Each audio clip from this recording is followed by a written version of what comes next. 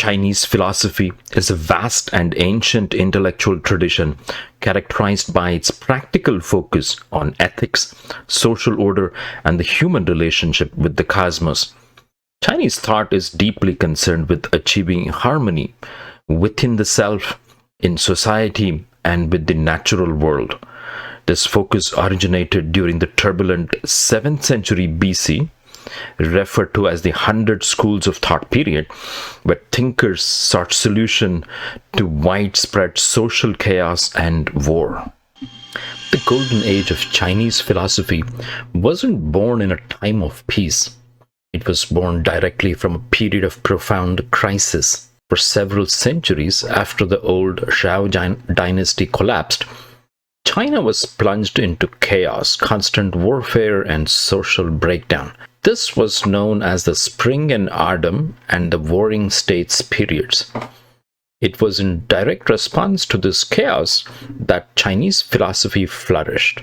A movement known as the 100 Schools of Thought emerged.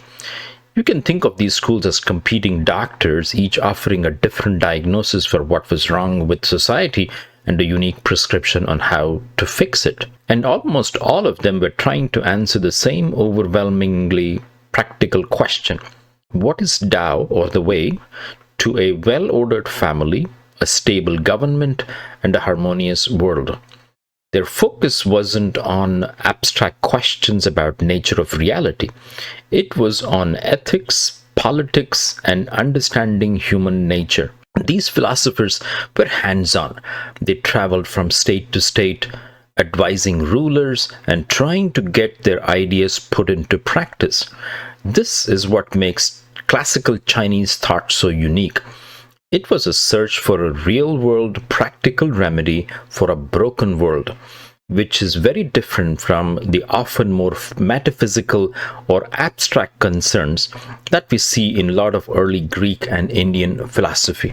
The philosophical landscape in China is a vibrant intellectual battlefield, with Confucianism, Daoism, Legalism, and Mohism emerging as the most powerful and enduring contenders. Confucius lived between 551 and 479 BCE, was China's most influential philosopher. His philosophy of ethical humanism, widely regarded as Confucianism, believed that the social order is restored by a return to traditional values and ritual propriety, emphasized moral cultivation to become an exemplary person through virtues like humaneness, righteousness, and filial piety. His teachings are collected in the Analects, also called as Lanyu. Mèngzǐ lived between the periods 372 to 289 BC, followed his master's Confucianism, and argued that human nature is inherently good and that rulers must govern with the benevolence to win the mandate of heaven. His teachings are recorded in the Mencius. Zhuangzi lived between 313 and 238 BCE, was a major Confucius thinker who took a realist position, arguing that the human nature is inherently bad or disordered and requires correction through strict education, ritual, and law. His ideas influenced the legalists. Lǎo Zǐ lived between 570 and 490 BC, was a semi-legendary figure traditionally credited with the authoring of Daoism, the classic of the way and its power. His prominent philosophy of Daoism advocated a return to a natural, simple way of life in harmony with the Tao, the ineffable natural principle of the universe. Championed this concept of Wu Wei, effortless action or non-action.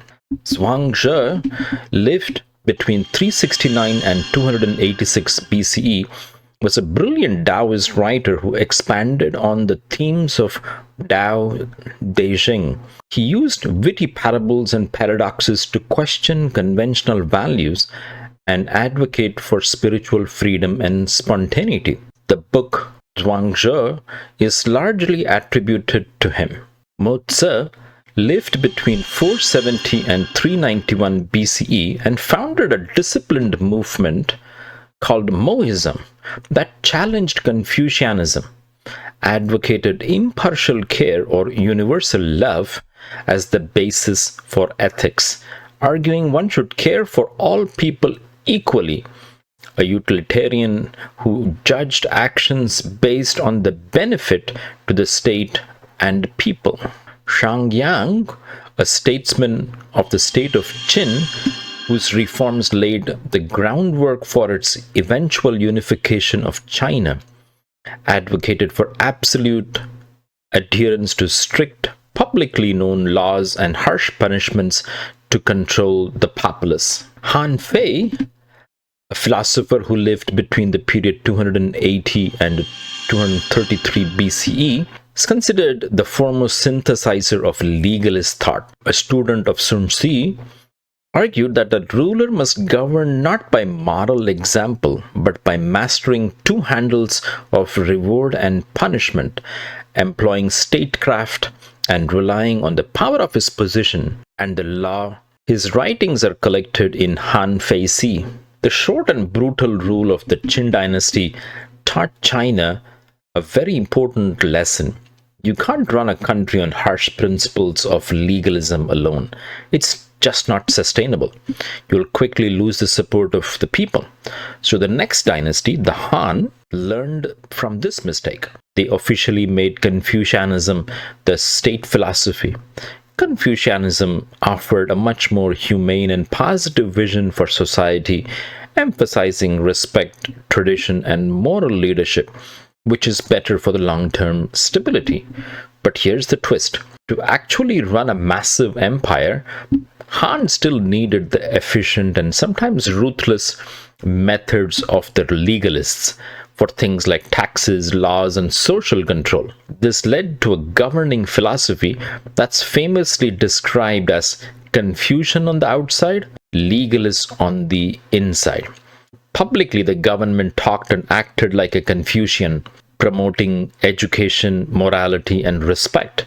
But behind the scenes, the actual machinery of the state, the laws, the bureaucracy, and the exercise of power was often powered by a legalist engine. Now, living in this demanding system could be incredibly stressful for officials and intellectuals. And this is where Daoism played its crucial role.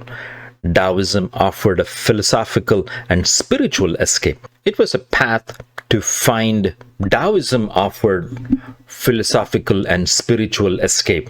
It was a path to find personal harmony and freedom, a way to get away from the rigid duties of Confucian public life and harsh realities of the legalist politics. This created a stable three-part balance that defined imperial China for the next 2,000 years. You can think of it like a three-legged stool. Confucianism was the public ideal, legalism was the practical method of ruling, and Daoism was a personal retreat. I hope this content was beneficial to you. Thank you for watching this video. Please do like, share your comments, subscribe for more content like this.